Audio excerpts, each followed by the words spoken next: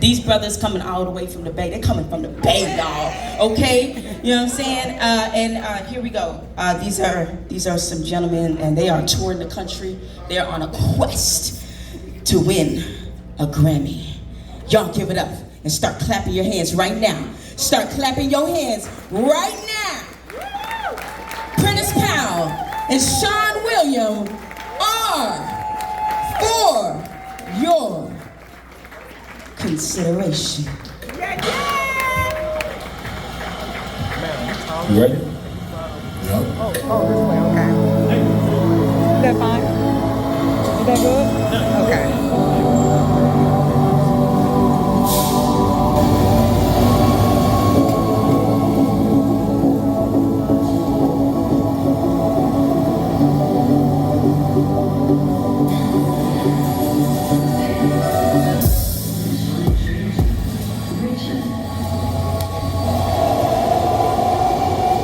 The purpose of this isn't to put pen to paper in order to become famous. This is for me, for learning how to purge with the pen and push past the self-doubt, for learning how to save myself through self-inflicted scripture. This is my determination's war song being sung. The courage to walk what I've taught for so long that I begin to Grammy run. This is that black Benjamin Button type of growth. Me not okay with being broken. Me choosing to be whole over wholesome, which isn't always fun, but when them pieces collide to create peace inside, it's worth the sum of your life's pain. Is that reminder that none of your life's pain is meant to be. I feel there's not enough representation of black men who look like me, speaking for black men that look like me. With wide nose and full lips, birthed from kinky-haired women with full hips. What you are witnessing right now is a poetical code switch. Speaking town translation from the trap to the pulpit, from the corporate to the culprit. Me and P are cooking up that foundation, that blueprint, and much, much more. Ladies and gentlemen, brothers and sisters, for your consideration, 24.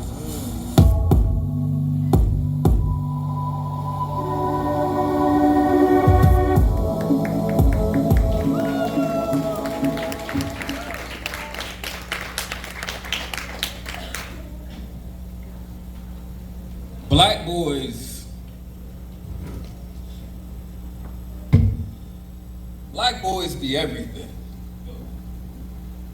Black boys be everything to everybody. Black boys be everything to everybody but themselves. I know, because black boys be me.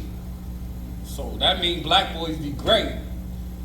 You know, black boys be quiet. Black boys be innocent. Black boys see cop, black boys get nervous because black boys get shot, and of course that's when black boys be riot. But when black boy gets shot by black boy, that's when black boys go silent, because black boys ain't no snitch. Black boys ain't never been nobody's bitch. Yo, can you believe that black boys really gotta live like this? Because black boys, we be hurt. Yeah, we be crying. Black boys be life, eternal, living even after black boys be dying, because black boys be spirit, holding the space in between both bad and bougie. Do it look like we get left out? Nah, we get taken off. Credits erased. Black boys be like movies, like short films, living in fear of the early credits. Losing life just to win awards, just so the crowd can be like, yay, so the black boy can finally feel like, yay, black boy act like black man, yay, they make black boy go broke. Some say black boy crazy. Some say black boy bin basket in blackface. Some will say yay, some will say no. I say you drop a black boy in the middle of a frozen lake and it'll still make a ripple. Black boy bounces balls and it's black boy go. Black boy searches for self and then it's black boy whoa. Black boy stop, black boy don't talk, black boy dribble. Black boy be confused. Black boy be buck broken for big bucks, so black boy don't be seeing clear. Black boy do anything to black boy for white face paper, for white face approval. Black boy be the new overseer, stay in the newest whip, drip up like Django. Black boy be like, free my nigga. Just to fuck around and put him in chains though, all I'm saying. Black boy be careful. Some are gonna wanna flaunt you more than they actually want you. Black boy, beware. They'll have you thinking this ain't your reflection speaking. Black boy be me, so black boy be love. Black boy be me, so black boy been enough. Black boy be everything. Black boy be everything to everybody. Black boy be everything to everybody but themselves.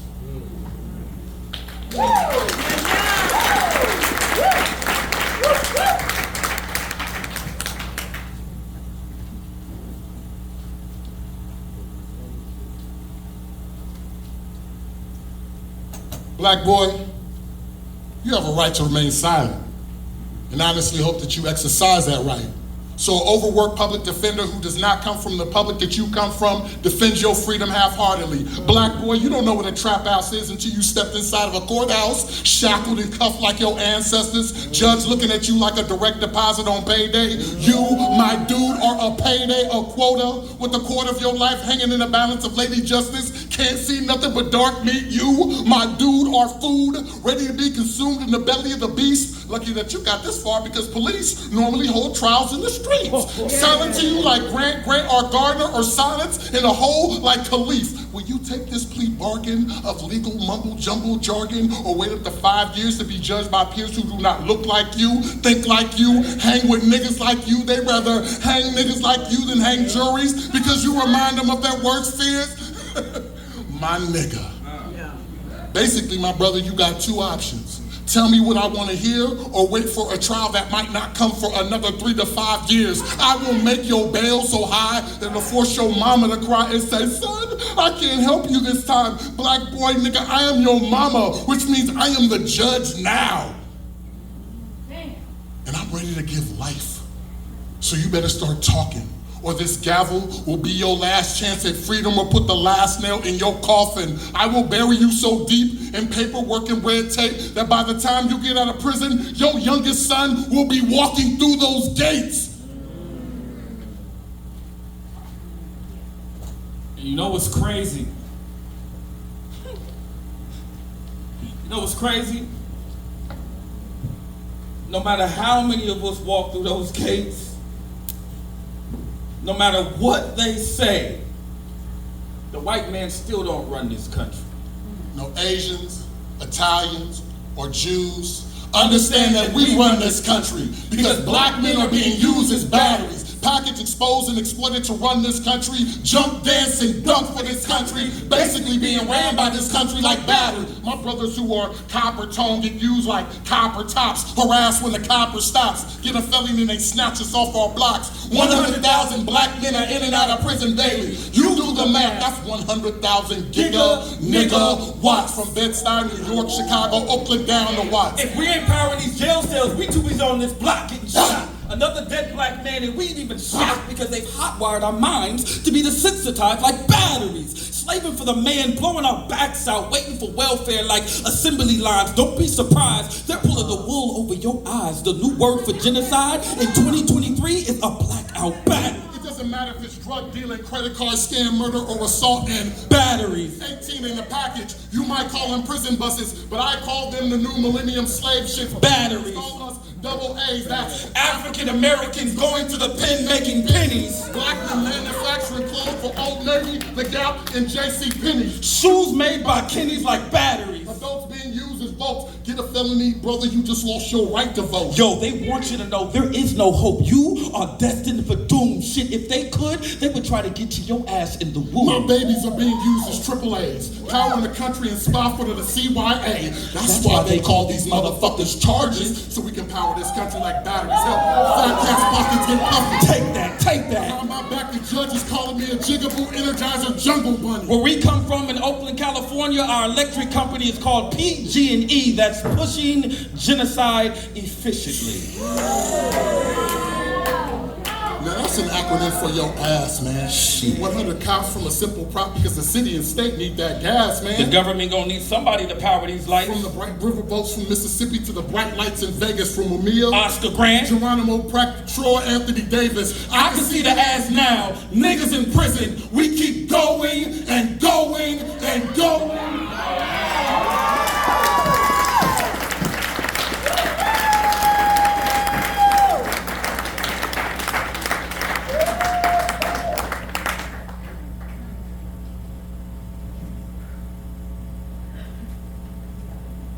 Generation 24 is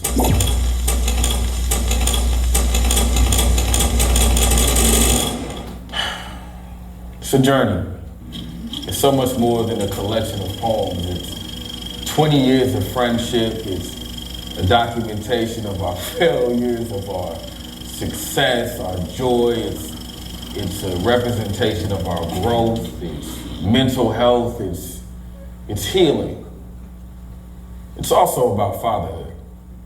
On his 3rd birthday, I bought my son a black Mercedes-Benz 12-volt remote control truck, and y'all couldn't tell me shit that day.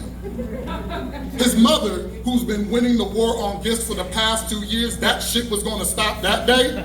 So when she dropped him off, behind the door was a black Mercedes-Benz 12-volt remote control truck, and my son looked at me and said, "Daddy, oh my God, I love you." And isn't that the best gift a father could receive from his son? I take him into the house and I'm telling him I'm gonna make his favorite dinner: spaghetti, meatballs, garlic bread, lemonade, salad. He goes in and plays with his new toy. I'm in the kitchen and all I hear is vroom and and other toy car noises that are just music to my ears. After 15 minutes, I come out and I see my son not in the black Mercedes-Benz 12-volt remote control truck, but in the box it came in.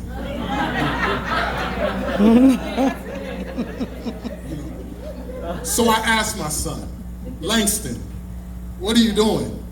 He looks at me and says, "I'm at the drive-in movies in my truck, waiting for the food."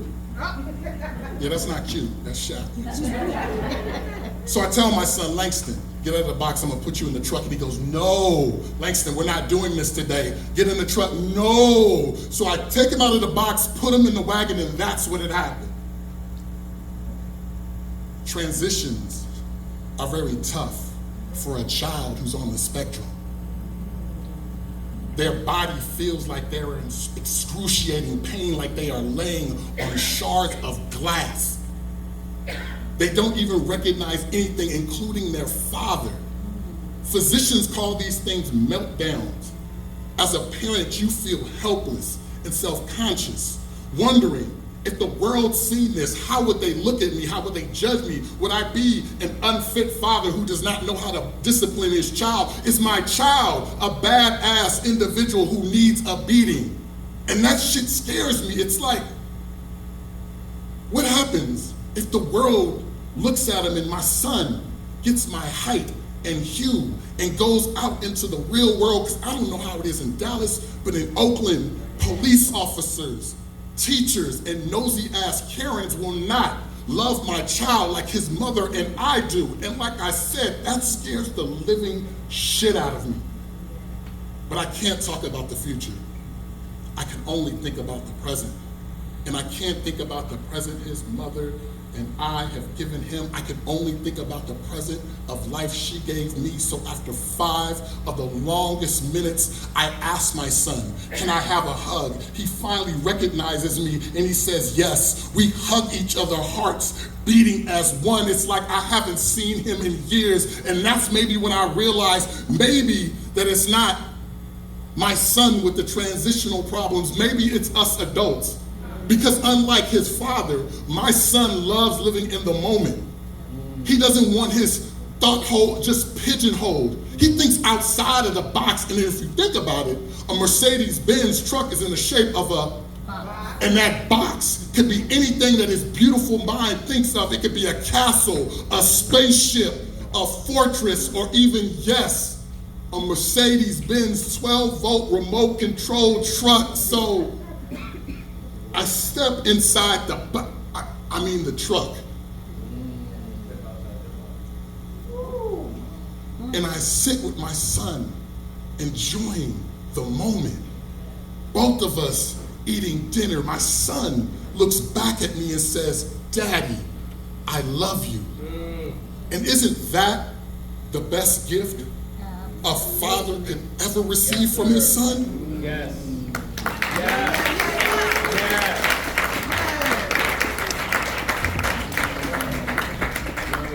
I can absolutely say that one of the best gifts I get as a father is people telling me how great of a father I am. You know, sometimes to see you post your pictures on the internet and, you know, show your joy you have for your child and to tell you such a great father. Now, honestly, I can't help but think to myself, don't tell me I'm a good father when you don't know anything about me. I mean, fun-loving daddy and son pictures on a Facebook page do not equate to instilling value into your child's development. And the fact that I'm black should be irrelevant when it comes to my ability to raise my son. My skin tone should not make me any better or worse when it comes to paternal instinct, but because fathers like me are apparently extinct, I get extra praise. And for what? For doing what I'm supposed to do. From strangers. Strangers who don't know when my son was born, I got him from 12 noon on Saturday to 5 p.m. on Sunday. Went to court to petition for more time, left court with 12 noon on Saturday to 5 p.m. on Sunday, plus child support, only to raise him 53% of the year, but by the time he started school, I lost in the summertime and rotating holidays. So when you see me in the streets with my little one and want to say, oh, it's so good seeing the father doing his job, spending that quality time, don't. Because I'm being robbed of the greatest gift. Forced to live through pictures on an iPhone to recognize the touch of my lips more than they do my fingertips. And the smell of his lotion every day I rub into my skin. So when I smell myself, I think of him. Forced to live through memories that occur within the span of 1 week. Through occasional webcam chats with a child too young to speak back. So when he reaches for you through that camera, all you can say is, son, I miss you too. And not letting his mother know that all this is getting to you, so you get up to grab some tissue because at all times, that distance of 3,117.4 miles can feel more like 3 million. Try dropping your son off at the airport with 3 teeth in his mouth and go 4 weeks without him. Watch him come back with 5 and see if you don't beat yourself up for not being around during that time. So don't tell me I'm a good father when you don't know anything about me. Try to convince a court system that knows nothing about you that you are simply worthy of time. See thousands of people inspired by your story but still feel like you are getting nowhere.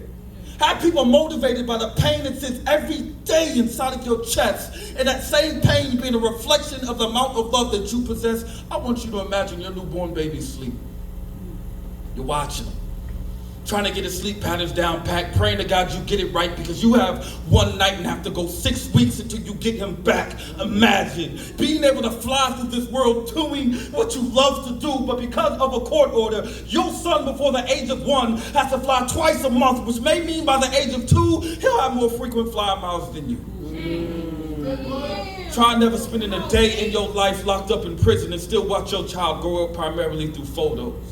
Learn about his milestones via text message and see if you don't feel numb. So how can I smile when people tell me I'm such a good father when I feel like I'm not given enough time to actually be one?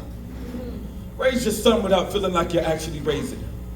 And I know everything in this world doesn't go the way we plan. I can accept that. All that's fine. I just don't understand how a man can be forced to pay half of daycare, half of medical expenses, half of food, half of clothes, half of water, but the same man that laid down to create that child is not automatically given half of the time. Something about that equation is not right. And when I'm done with this poem, I don't care if you clap. I don't care about your praise, your kudos. I just want my air, my earth, my water, my drive, my sun, my moon, my sun, my me. I just want my baby, Justice Prentice Powell, back. And y'all, last time I was out here and I did this poem, I wasn't able to say this shit, but finally, after 11 and a half years of fighting, my son starts school in 2 weeks at home because I got my baby back.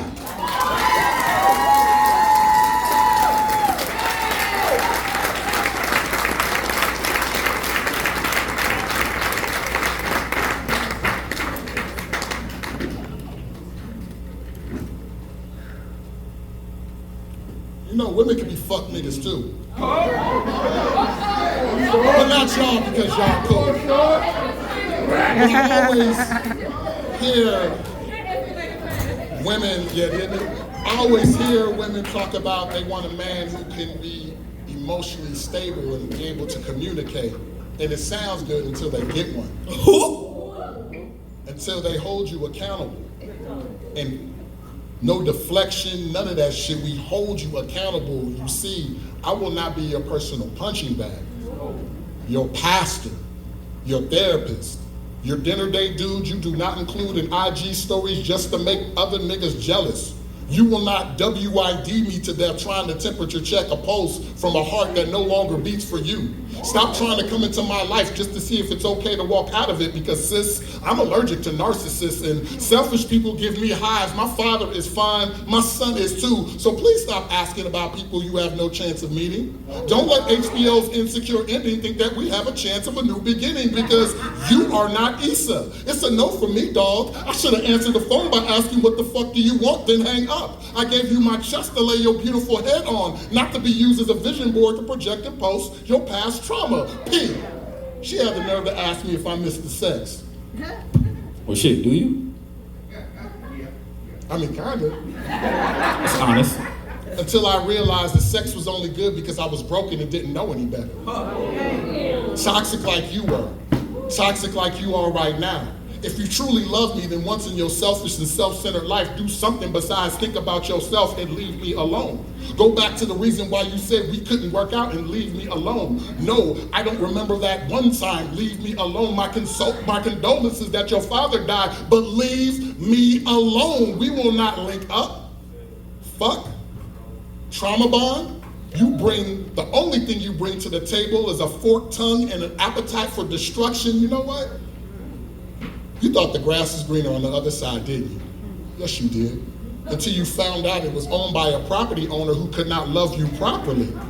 So you decided to jump back over the fence, look for the key to my heart under the welcome mat, but the light was turned off and the key was not there because love, you abandoned me. Love don't live here anymore.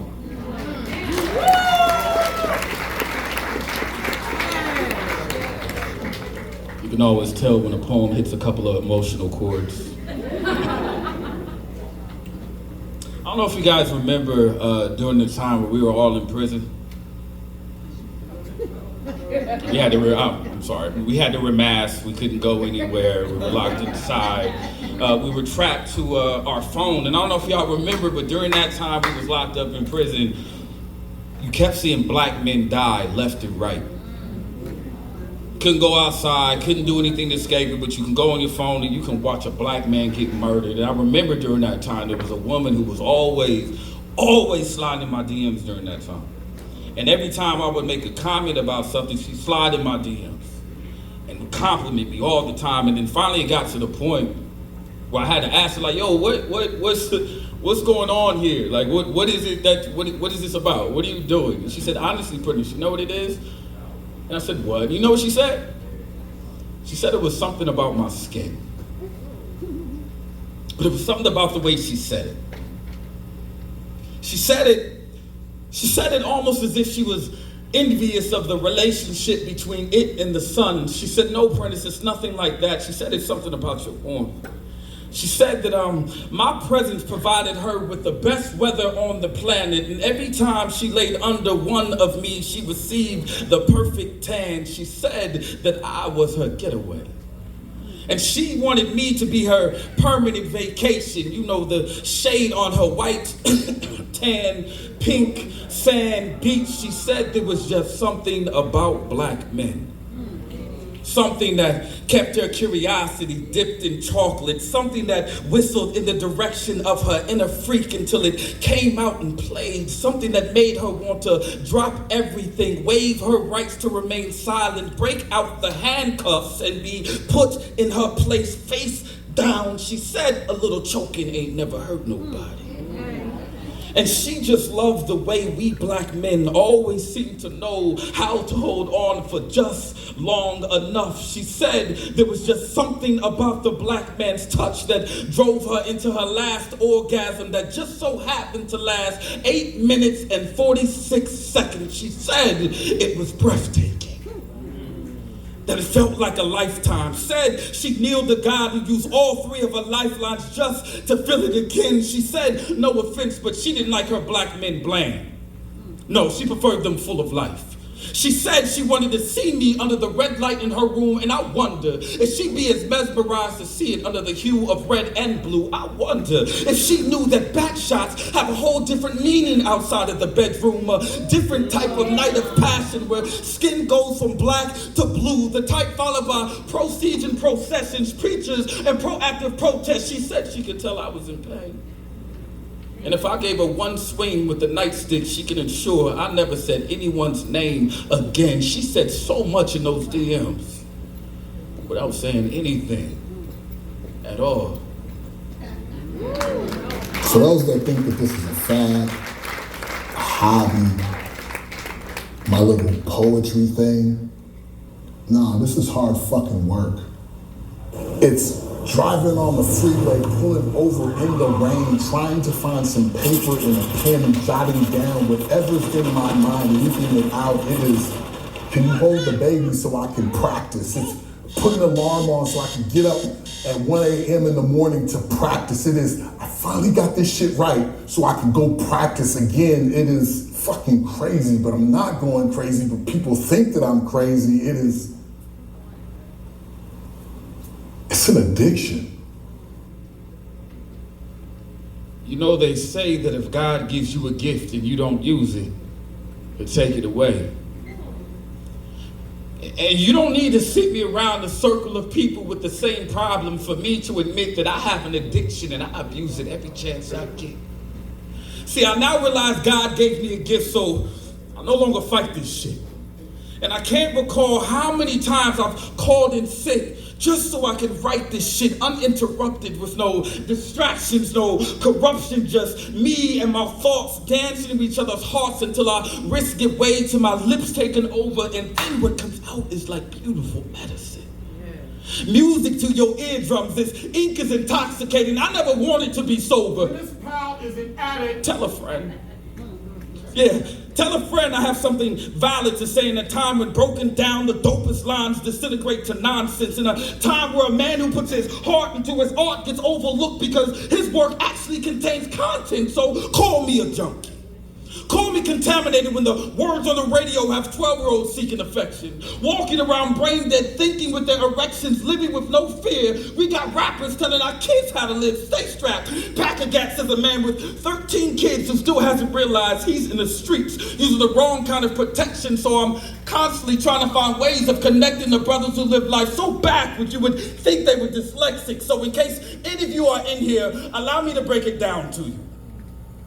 That understand, please, hurt and love of space A from right from a space of love and hurt. Please understand that from learn the person one, at least have they so sons my four right right for my sons so they have at least one person to learn from. Now it get you do you get it now? We're living blind with our right eye open and left closed. Exposed to videos, holes and balling, and I ain't gonna lie, I tried to kick this poetry shit, but if you ever picked up a pen and put it to paper, you know, yo, that ink can just keep on calling, you know. A lot of people wanna call me a good father, want insight into my personal life, but I tell them don't look, because if they did, I'm scared they see how many times I've neglected my kids for my notebook. I'm constantly on Twitter, checking to see if my poetry gets a mention. I hate staying in hotels when I travel, because I'm scared of walking into an intervention. Shit, I'm high right now. You know, sometimes I swear I caught what Gil Scott got. Sometimes I feel like a shell of my former self, a turkey without the stuff. And last night, I threw on some mid-60s soul music and found myself itching for my pen again. Now, I'm on my David Ruffin. This temptation is so strong. I got people telling me to hold on, but how can I do so when the most therapeutic thing to do in my life is to write and simply let go? Amy Winehouse, gone. Kurt Cobain, gone. Whitney, gone. Either by pen or syringe. Being on stage is like flying high on a 5-day coke binge. This is my life. This shit ain't for everybody. You gotta have strong veins, because this poetry shit can cut deep. Yeah. Hi, my name is Prentice, and I'm an addict.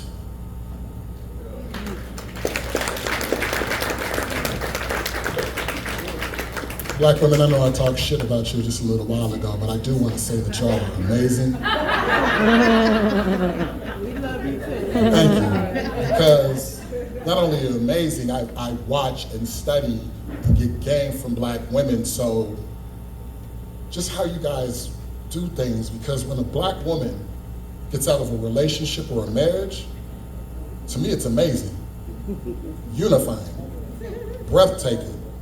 Her best friend finds out about the breakup through text message or carrier pigeon. Her best friend walks to the dresser, pulls out a flare gun, shoots it up in the sky as an explosion goes into the air that says SOS, which stands for Save Our Sister. As women from across the country jump in Jettas and Altimas, bringing Chunky Monkey ice cream and all kinds of movies, chick flicks to be at their girlfriend's time of need. Lauryn Hill records are being played a lot. Beyonce and Solange anthems are being sung a lot.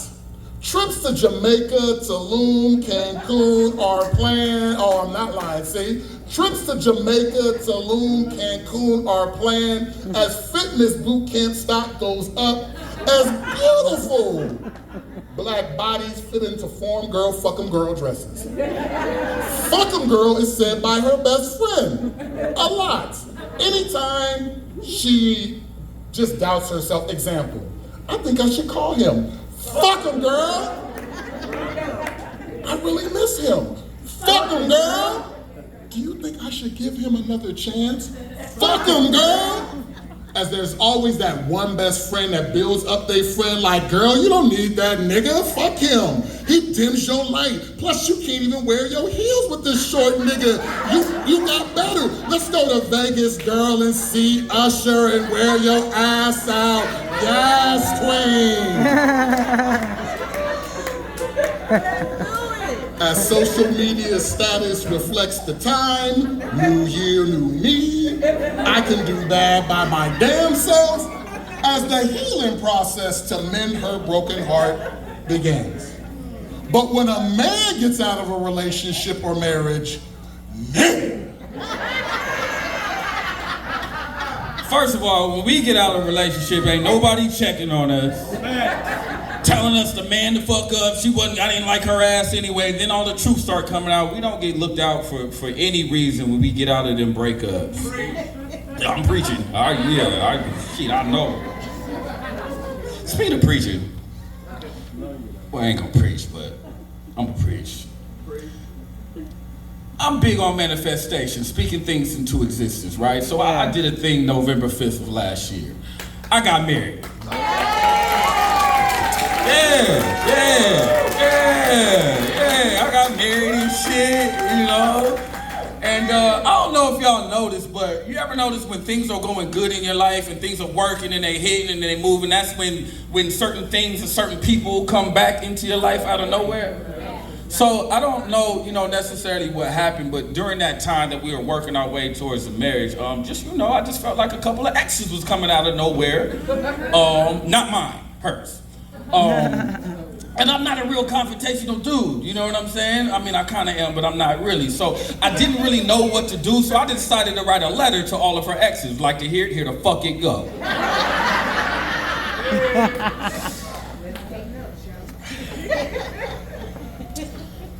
Dear y'all. Now, let me start off by saying that I don't know any of you. And I do hope you find the happiness you deserve.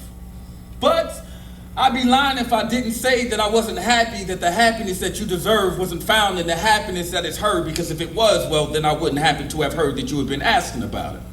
But since I heard that you've been asking about her, I figured I'd let your ass know. She's doing great. Yeah, man, she still hates to read, still shows up late to everything, but yo, I'm sure to you this comes as no surprise. She still has that sparkle in her eyes that makes it hard for you to look at her for too long without becoming religious and thanking God for being in this position. She's still not in the shoes in that smile, bruh. I swear to God, that smile is just as radiant as it used to be, and it probably does the same thing to me as it did to you. And I know you're asking yourself right now, like, is this nigga really serious?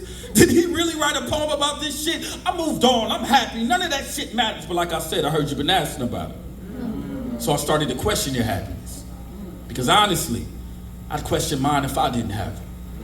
Cause I know she chose to move on and love chose to let go, that I'd make at least one more attempt to grab her. I know I'd say whatever I had to say for one more night of having her, and after I realized I could no longer have it, I'd probably go from talking shit to just wanting to talk, even though I know I'd make no sense. So yo bro, I get it, a broken heart will have you speaking in pieces.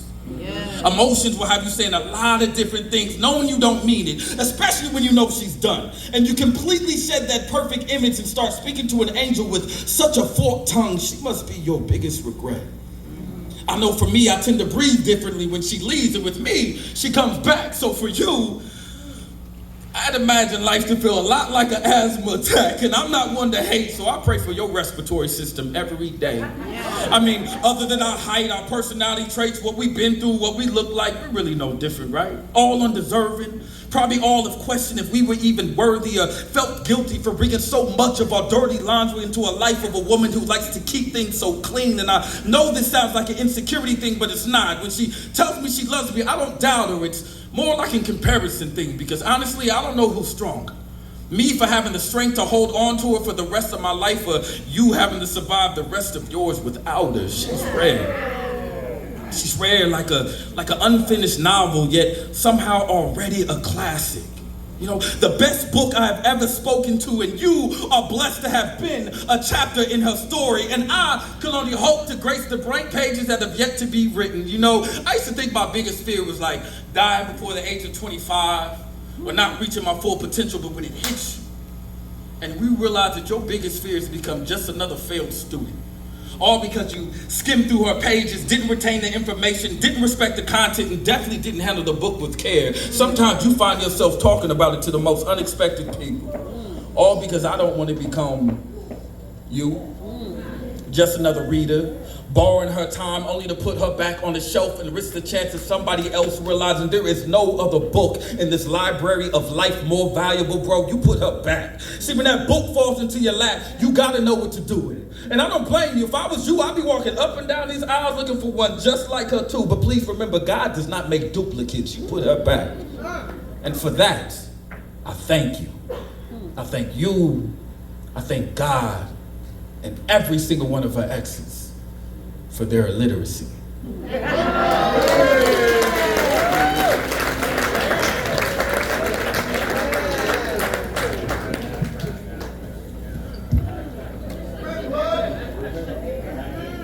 know what? That was a dope ass poem. Thank you. And the reason it was a dope poem, right? And we've been on this journey for a while, and you know, I'm always getting props. Phenomenal performer, dope poet, but I like that poem because it was well written.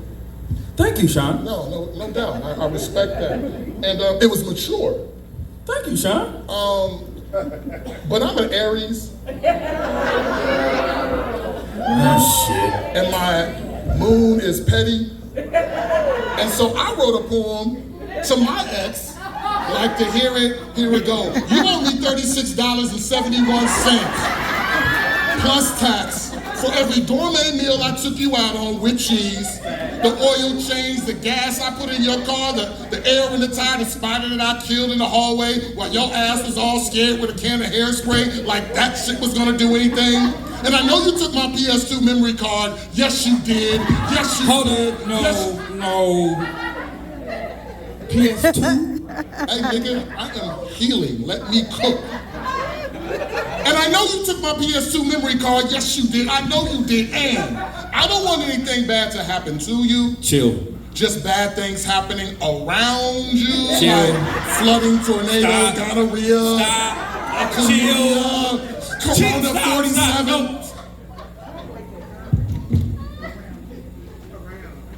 You need to sit down and heal. We can't be going for no Grammy and you wishing COVID-19 on women and shit like that. It's not gonna work like that. So just, we created the album really for black men, and it's a healthy album. Y'all check it out. It's called For Your Consideration 24. You know what I mean? It's a lot of healthy, I promise you, some healthy components in that shit when you listen to it on all streaming platforms. But just, we gon'. But you know what? That's what they say love will do, right? But I kind of feel like that's more like what lust will do. Because a lot of times I feel like we get lust and love kind of, mixed up. The lines can get blurry, especially with social media now. And you know what they say about true love. They say you haven't felt true love until the day your soul helps your broken heart pick up its own pieces. Until the moment she says, I'm leaving, and means it.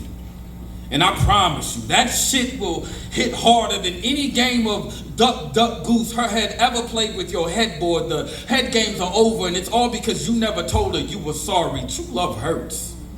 And there's no medication to numb the growing pains. True love is what makes women ask why they still stay. True love are the traces of failed relationships left on your skin in the form of bad acne that makes you think maybe their hands weren't as pure as you thought the first time they touched your face, but you know you have a few calluses too, so I guess that makes everything okay. True love are things you wish you didn't say. Those words that linger in the air like pepper spray on a hot summer night in Baltimore, Ferguson, Cleveland, or Oakland, USA. True love will leave you shot up and left for dead like a black man trying to make it home at the end of the day. It'll make you scared to death to go outside to possibly find the most beautiful bullet to pack up the exit wound your ex left behind the day she walked out of your life, and then I meet you. A woman I would gladly break myself into a million pieces for just to see the masterpiece that you create with my fragments. Has anyone ever told you that you are love surgeon? True love is the way she speaks to you with her eyes, and only a language that you understand is you speak back completely in man with her heart, having a sparring session against the palm of your hands while being pinned down, looking everything like a pin up. And although you attend church every Sunday with pride, being inside of her is the closest to God you have ever felt in your life. True love is spiritual, and I wonder if you still pray for me. It makes no sense. It'll have you diving headfirst into a pool of hard lessons, drowning in too much air that at one point in time the both of us used to share. I've been praying for days to have an asthma attack just so I can feel what it's like to have my breath taken away. Can you please come back? Truth is, I haven't seen a shooting star since the day you walked out of my life, which is probably why I don't know what to wish for anymore. Don't know what to write. Don't know how to act. This poem means nothing without you. I'm mute and I just want my voice back. True love is the most beautiful pain I have ever felt, and I just want to hurt again without hurting you again. They say you haven't felt true love until the day your soul helps your broken heart pick up its own pieces, packs up everything and exits your body the moment that she says I'm leaving and means it. And I promise you that shit will hit harder than any game of duck, duck, goose her head ever played with your headboard. The head games are over, and it's all because you never told her that you were sorry. So bro, tell her you're sorry.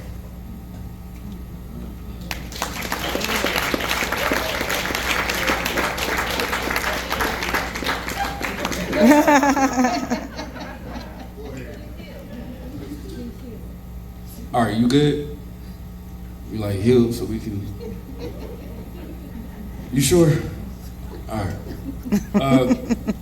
He's not as damaged as he may seem time to time. Y'all clap it up, show some love for Shawn.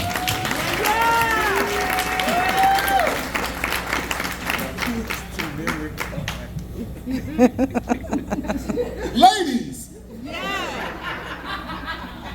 It's your truth, poet. when a man says, I'm hungry, it just means that he's hungry. It's not an attempt to spit an intricate bar. He's not speaking in metaphor or simile about power, ambition, or greed. He's not reflecting on the state of the relationship or backdoor asking for a threesome with another woman. He's not most of the time even asking you to go get him a plate. So please do not dig. It's not that deep. Hungry just means I just want some food. But when a man says, I'm tired, inquire, probe, demand him to elaborate, because tired is different. Tired doesn't always mean sleepy. Tired could mean that I'm tired of getting up. tired of moving on, tired of moving forward, tired of life, tired of losing. And you know that your man does not take losing well, and you know that your son does not take losing well, and you know that your father does not take losing well. Do you know that your brother does not take losing well? So if he feels like he's losing in the game of life, he might not take his ball and go home. He might go home and take some pills or a bullet. Your man's losing like he feels like he can't do anything, like he can't win at anything, like he can't conquer anything. And I know what some of you are probably thinking. Why can't he come to me and say, I'm thinking about killing myself, like he's saying he's hungry? Because society doesn't allow us black men to have safe spaces to say that. Because a valuable man is appreciated and loved more than a vulnerable man. And a man of few words could use words like help, me. So us strong men push our pain deep down inside, turning temples into tombs. Tombs turn into tumors and ulcers, anxiety as it goes deep down within. And then my best friend, who I've known for over 20 years, I am godfather to his first two born. His mother calls me son. Our black boy bond goes so far back that if he asked me to hide a body for him, I would do it without question. A while ago, we were talking and he told me 3 years ago he thought about killing himself, and I'm not gonna lie, I was fucking angry at him. And I asked him, bro, why couldn't you come to me? Why didn't you call me? Why didn't you talk to me? And his reply was, I didn't know that I could. Do you know what a cry for help from a black man sounds like? Do you know what a cry for help from a black man sounds like? I'll tell you. It sounds like I'm good. Thanks. I'm gonna keep it pushing. I'm okay. Talk to him. I got this. Yeah. For real.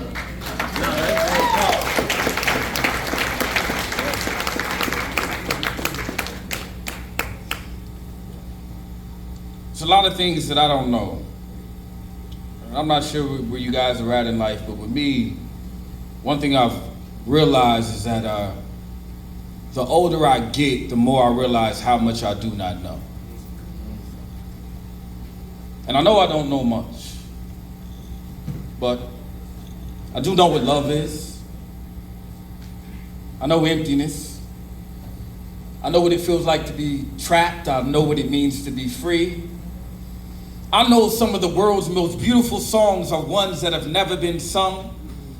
I know what it's like to stand on the edge of a cliff with fully functional wings, but clip confidence, scared that the impact of crashing into that glass ceiling is somehow gonna hurt more than falling to the floor. I know, Lord knows I need to jump. I know that we as men will blatantly lie to a woman's face just to protect your feelings, and I know that men ain't the only ones who could be scandalous.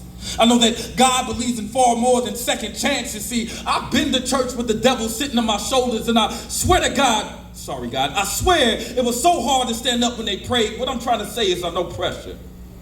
I know the weight of the world rests on my tongue. Yo, maybe that's why we're so misunderstood. I know I've learned from some of my mistakes, and I know I have plenty more to make. I don't know much, but I do know I've lived long enough to know that I don't know anything. I know they don't like my skin. I know what it's like to experience hate, only to pray, forgive, and experience again the very next day. I know you better keep your hands in that steering wheel until he asks for your ID. And I know if he lets you go, you better drop down to your knees and thank God that you make it to see that next block. But I'm not dumb. I know I can still get shot by a cop around the corner. I know my skin isn't popular, but my culture is. I know my skin isn't popular, but my culture is. Right. I know I fear the day I have to explain racism to my kids after they've experienced it. I know cops who patrol black neighborhoods should receive a welcome packet that consists of a pack of Skittles, an Arizona iced tea, and a jar of black boy innocence.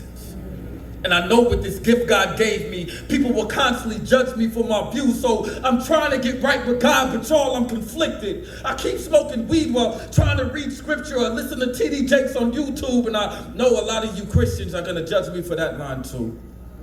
I just hope you forgive me for my honesty. You know, the same way you ask God to forgive you for your lies.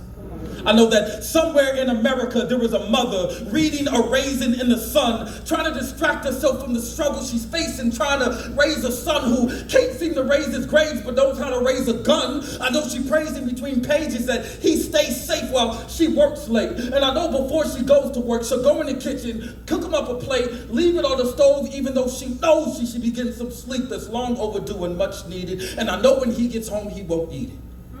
He's too full of sin to have a taste of heaven right now. So he'll leave it right there on the stove because he knows when she gets home, she's gonna be hungry. And off that gesture alone, she will know there is still hope for him. I know it's hard raising a young black boy in an old white world.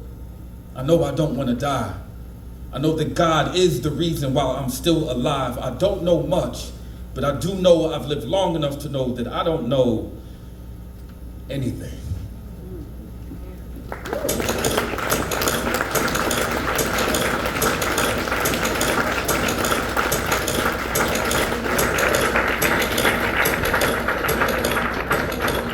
They don't make flowers. They're not. When they see this, they hate swear. You know what though? We winning this Grammy. No, I know we've been saying it. I know we win. That's why we're doing all this. We gotta win this Grammy. They just not ready for all the stuff that we put in. We're not ready for it. I agree, but still, we're winning this Grammy.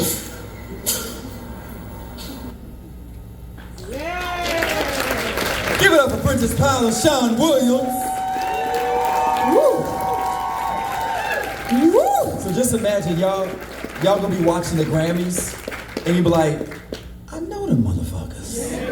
I was in the same room with them just a couple months ago. You know what I'm saying? Make sure you guys go and download and listen to their CD. They basically just did a live version of that. Make sure you go on Spotify, Tidal, Apple Music, all of that, and support. Matter of fact, support all of the artists tonight. They all came with some merchandise. They're in the back. Please make sure you support. They're coming from the Bay. They're coming from ATL. They're coming from California. They're coming from everywhere.